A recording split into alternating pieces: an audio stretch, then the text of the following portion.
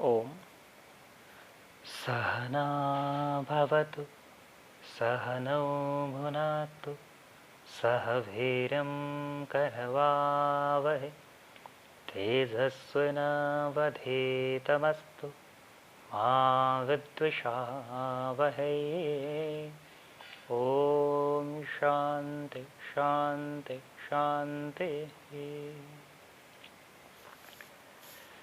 तैत्तिरीय उपनिषद अंतर्गत ब्रह्मानंद बल्ली यार पंचम अनुवाक जहाँ आमको कहे विज्ञानम यज्ञम तनुते कर्माणि तनुते अपि च विज्ञानम देवाः सर्वे ब्रह्म ज्येष्ठम उपासते विज्ञानम ब्रह्म चेद्वेद तस्माच्चेन प्रमाद्यते शरीरे पापमन्नु हित्वा सर्वान् कामान् समश्नुते इति तस्यैष एव शारीर आत्मा यः पूर्वस्य तस्मात् वा एतस्मात् विज्ञानमयात् अन्यतरो आत्मा आनन्दमयः तेनैष पूर्णः स वा एष पुरुषविद एव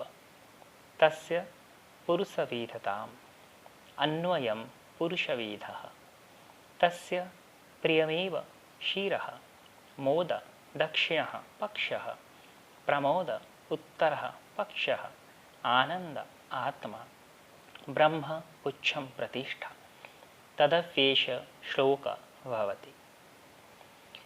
ये जो श्लोक आम आज पढ़ा जाउछन्ति पंचम अनुवाक शरीरस्थ पंचकोशर वर्णना पढ़ा गला बेले आम आज अंतिम जो कोश अच्छी आनंदमय कोश से विषय में वर्तमान बुझा। गत अनुवाक जो चतुर्थ कोश विज्ञानमय कोश विषय जानी ताहार एठी किछि वर्णना अच्छी। श्लोक कहगला विज्ञानम यज्ञम तनुते अर्थात विज्ञान ही यज्ञम कहबार अर्थ शुभ कर्म व आध्यात्मिक कर्म को बुझा था। तनुतेर अर्थ विस्तारित करने अभिवृद्धि करने अर्थ पुणी कहगला कर्माणि तनुते अपि च कर्माणि अन्यान्य सांसारिक दैनिक कर्म गुड़िक वृद्धि करिଥାଏ। विज्ञानम देवाः सर्वे समस्त देव देवर अर्थ विद्वान समस्त विद्वान माने विज्ञान को ही ब्रह्म ज्येष्ठ उपासते ये विज्ञान को ही समस्त विद्वान माने ब्रह्म अर्थात सबुठारु बड़ बा सबुठारु ज्येष्ठ अर्थात प्रथम बा अग्रज भाव में उपासना करती। विज्ञानम ब्रह्म चेद्वेद विज्ञानम विज्ञान को ब्रह्म मुख्य बा प्रमुख हिसाब से जदि जानिबा तस्मात् चेन प्रमाद्यते तस्मात् चेत न प्रमाद्यते ताहाको प्राप्त करिवारे प्रमाद करन्ति नहीं। शरीरे पापमन्नो हित्वा शरीरे शरीरे पापमन्नः पापादि कर्मर बा अशुभ कर्म गुड़िकर त्रुटियुक्त कर्म गुड़िकर हित्वा त्याग करी सर्वान् कामन् समश्नुत इति सर्वान् सबु कामन कामना गुड़िकर भोग गुड़िकर समश्नुते प्राप्त करिने बा भोग करिने तस्य स एव शारीर आत्मा तस्य से विज्ञानमय कोशर एस एव शारीर आत्मा यह ही शरीरी आत्मा अटे। यह पूर्वस्य जहाँ पूर्व अर्थात मनमय कोशर तस्मात् वा एतस्मात् विज्ञानमयात् से ही विज्ञानमय कोशरु अन्योन्तर आत्मा आनंदमयः अन्यः अंतरः आत्मा आनंदमयः अन्य एक भिन्न अंतर्वर्ती आत्मा जहाँ आनंदमय अटे। तेनैषः पूर्णः तेन से विज्ञानमय कोश द्वारा एषः पूर्णः यही आनंदमय कोश पूर्ण अटे। स वा एष पुरुष विध एव स वै एष से यही ही पुरुषविधः पुरुष भळे तस्य पुरुषविधतां से ही पुरुषानुरूप अन्वयं पुरुषविधः अनु अयं पुरुषविधः पुरुष आकृति सह समान तस्य प्रियमेव शिरः ताहार प्रिय हेबा ही शिर अटे। मोद दक्षिण पक्षः प्रसन्नता दक्षिण भाग अटे। प्रमोद उत्तर पक्षः हर्ष उल्लास उत्तर भाग अटे। आनंद आत्मा आनंद ही यार स्वरूप अटे शरीर अटे। ब्रह्म पुच्छ प्रतिष्ठा परमात्मा यार आश्रय स्थान अटे। तदप्येष श्लोक भवति एथिरे यह ही श्लोक अटे। ये पंचम अनुवाक अटे। विज्ञानमय कोश एवं तद उपरांत जो अंतर्वर्ती कोश विषय वर्णना करिছে। मनुष्यर शरीर को जेतेबेले आमे कोश पंच कोश रे विभाजन करूछंती अन्नमय कोश प्राणमय कोश आनंदमय कोश विज्ञानमय कोश मनमय एभली विभिन्न प्रकार विभागीकरण सूक्ष्म व्याख्यान आमको ऋषि प्रदान करिछंती। सर्वप्रथम आमे अन्नमय कोश को जानिले जहाँ अन्न द्वारा निर्मित अटे। स्थूल शरीर यार अंतर्वर्ती प्राणमय कोश मनोमय कोश विज्ञानमय कोश। आज आम विज्ञानमय कोशर स्वरूप तार क्रिया गुड़िक तार कर्म गुड़िक जानिबा सहित यार अंतर्वर्ती आनंदमय कोश को मध्य जानुछंती। तेरे विज्ञानमय कोश अर्थात ज्ञान जार स्वरूप अटे। से विज्ञानमय कोश रो जो कर्म जहाँ को आमे जार श्रद्धा होचे शिर दक्षिण एवं उत्तर भाग ऋत एवं सत्य जार शरीर होचे जोग एवं आश्रय तार मोह। से विज्ञानमय कोश रो प्रकृत यथार्थता कौन कहगला कि यज्ञ अर्थात आध्यात्मिक कर्म आध्यात्मिक कार्य गुड़िकर विस्तार वा वृद्धि ए विज्ञानमय कोशर आधार रे होता है। विज्ञानमय कोश होचे ज्ञानर आधार बा ज्ञान यार प्रतीक अटे। जेतेबेले आमे ज्ञान आधारित बा ज्ञान को आधार करिबा आमे समस्त प्रकार आध्यात्मिक कर्म लोक कल्याणकारी कर्म समाज कल्याणकारी कर्म गुड़िकर विस्तार बा अभिवृद्धि करि पारिबा। तत्सहित अन्यान्य सांसारिक क्रिया गुड़िक मध्य कर्माणि तनुते अपि च अन्यान्य सांसारिक कर्म लौकिक कर्म भौतिक उत्थानर कर्म ऐश्वर्य प्राप्तिर कर्म गुड़िक मध्य अभिवृद्धि होता है व्याप्त होता है प्रसारित प्रचारित होता है ए विज्ञान द्वारा ही। विशेष ज्ञान को विज्ञान कहा जाए। यज्ञ अर्थात आध्यात्मिक कार्य एवं अन्यान्य सांसारिक क्रिया गुड़िक ए उभय विज्ञान आधार रे ही विस्तारित बा प्रसारित हो पारंती। समस्त विद्वान कहगला कि विज्ञानम देवाः सर्वे ब्रह्म ज्येष्ठम उपासते। संसार रे जते भी विद्वान जते भी ज्ञानी जते भी गुणी अछंती ऋषि मुनि तपस्वी साधक आदि समस्त विद्वान विज्ञान को ही ज्येष्ठ रूपे बा ब्रह्म स्वरूप रे यार उपासना करिथांती। महर्षि मनु कहते सर्वेषामेव दाननम ब्रह्म दान विशिष्यते। संसार रे आमे जेते भी दान करते जो प्रकार भी दान करते जो रूप रे दान करते जो मूल्य रे दान करते सबुठार जदि श्रेष्ठ दान काहाको कहगला तो से दान होचे ब्रह्मर दान अर्थात विद्यार दान।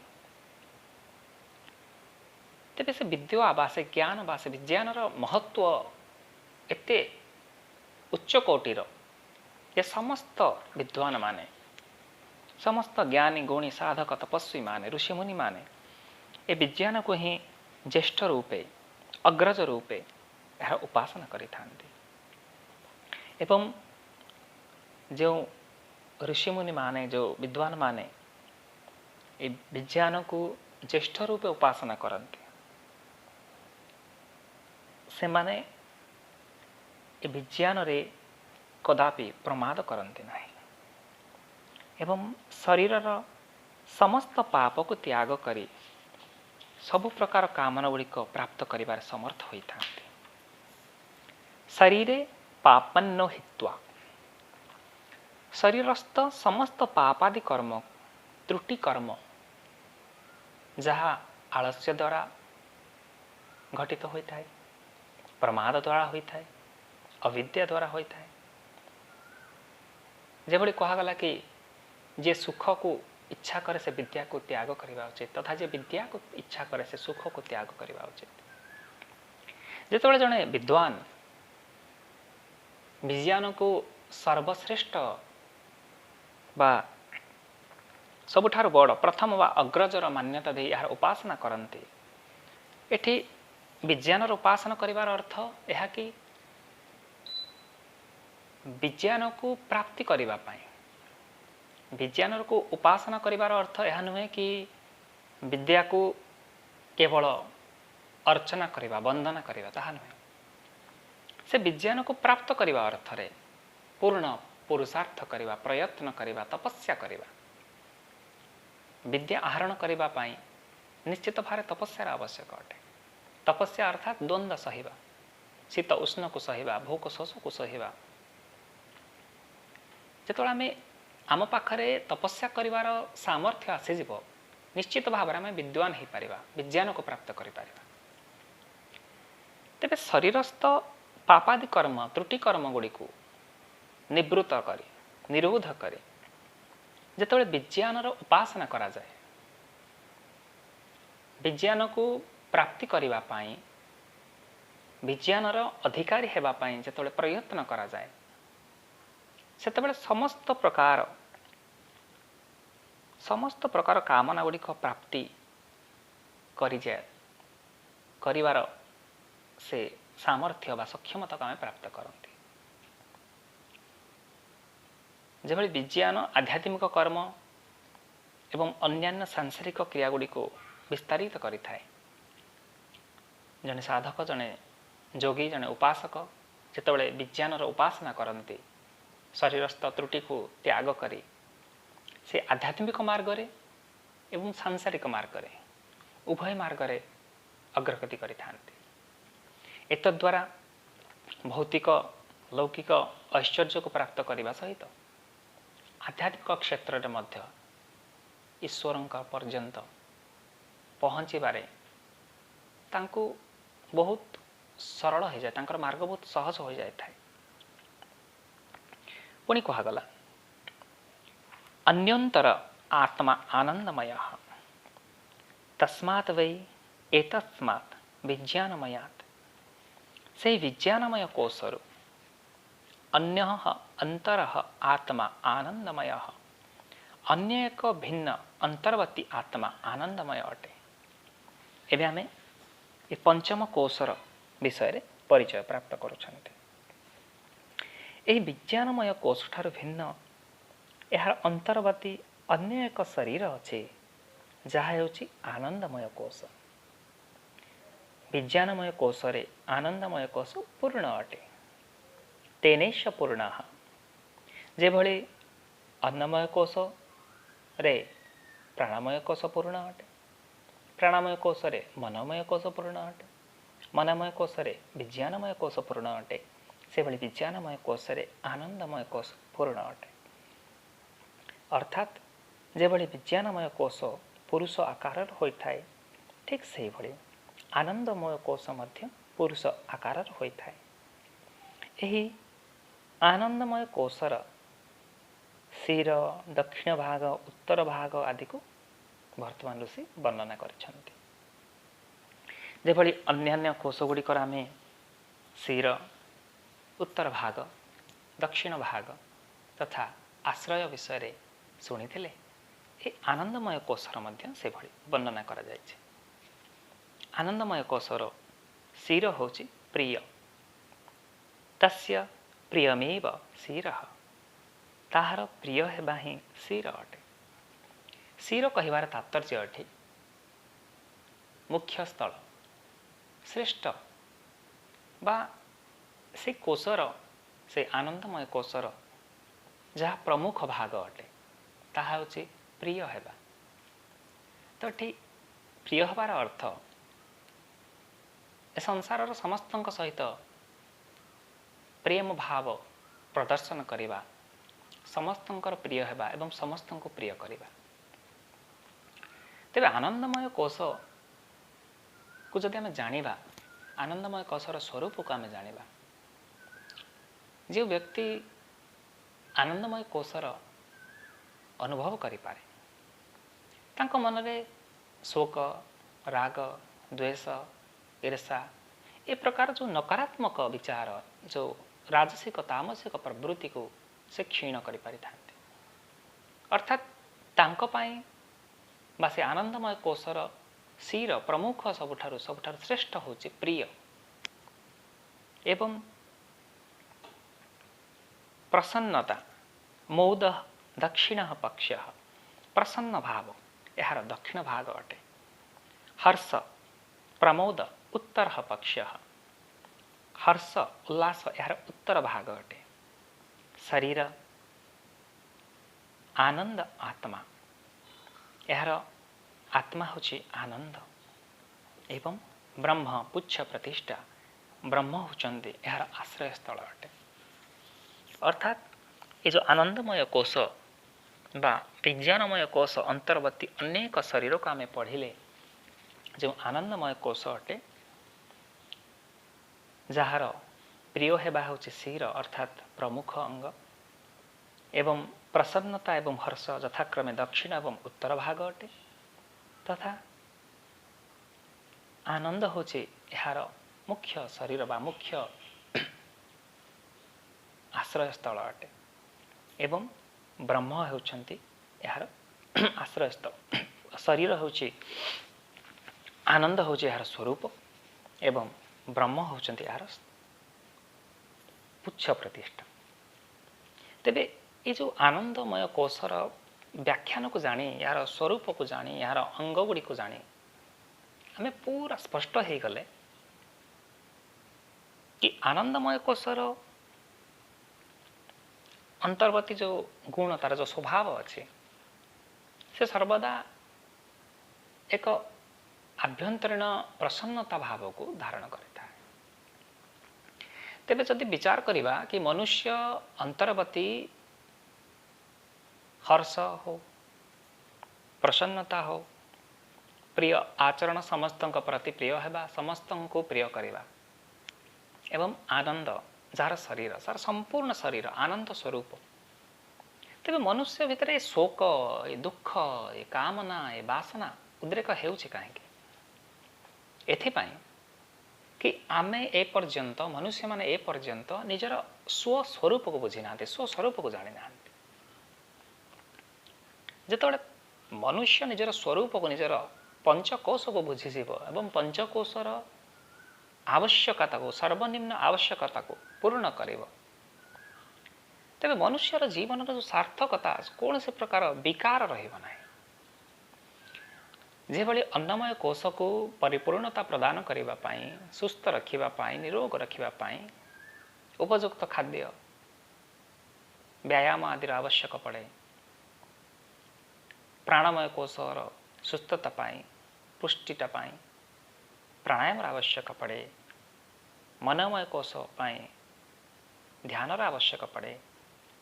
विज्ञानमय कोश पाई स्वाध्याय आवश्यक पड़े। से बेले आनंदमय कोशर पुष्टि को वर्धन करबा पाई, तार सुस्थता पाई, निरोगता पाई उपयुक्त शोक रहित जीवन यापन करिवार आवश्यकता।